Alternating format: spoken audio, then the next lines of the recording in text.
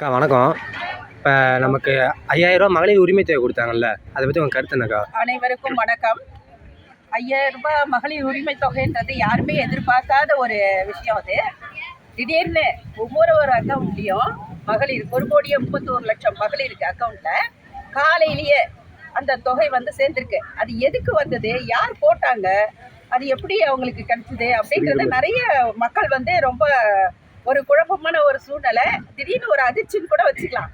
யார் போட்டிருப்பாங்க இந்த நேரத்தில், அதுவும் காலையிலேயே இந்த தொகை வந்திருக்கு அப்படின்னு சொல்லிட்டு அவங்களுக்கு ஒரு ஆச்சரியம்.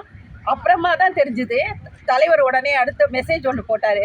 உங்களுக்கு வந்து தேர்தல் வர்றதுனாலையும் இந்த மகளிர் உரிமை தொகை தேர்தல் நேரத்தில் தடை பண்ணுற ஒரு சூழ்நிலை இருக்கிறதுனாலையும் உங்களுக்கு பிப்ரவரி, மார்ச், ஏப்ரல் 3 மாதத்துக்கான தொகையும், கோடை காலத்தில் பிள்ளைங்களாம் லீவில் வீட்டில் இருப்பாங்க, அந்த பிள்ளைங்களுக்கு கூடுதல் செலவு ஆகும். அந்த மாதிரியான ஒரு செலவு ஏற்படுற நேரத்தில் அதை ஈடுகட்டுறதுக்காகவும் ஒரு ஊக்கத்தொகை மாதிரி அந்த 2000 சேர்த்து 5000 நமது திராவிட மாடல் முதல்வர் அவர்கள் வந்து மகளிருக்கு வழங்கியிருக்காரு.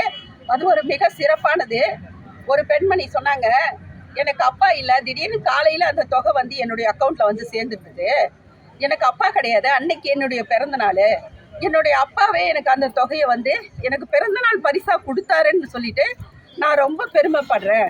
அந்த மாதிரி எனக்கு ஒரு ரொம்ப சந்தோஷம், எனக்கு ஆனந்த கண்ணீரே வந்துடுச்சு. அப்பா இல்லைன்ற அந்த ஒரு ஏக்கமே போயிடுச்சு. எங்களுக்கு ஒரு தாயுமானவரா, ஒரு தந்தையா, எங்களுக்கு ஒரு சகோதரனா, என் தமிழ்நாட்டு மக்களுக்கு அவர் இருக்கிறது எங்களுக்கு ரொம்ப பெருமை. தொடர்ந்து 2026 இப்போ தேர்தல் வரப்போகுது. அந்த தேர்தல்லையும் அவரே வந்து தொடர்ந்து வந்து முதல்வராக வரணும். எங்களுக்கு மகளிருக்கு மேலும் பல நல்ல திட்டங்களை செயல்படுத்தணும்னு நாங்கள் ஆசைப்படுறோம். அவர் தான் வரணும். அவர் திரும்ப வருவாருன்ற எங்களுக்கு நம்பிக்கை இருக்குது.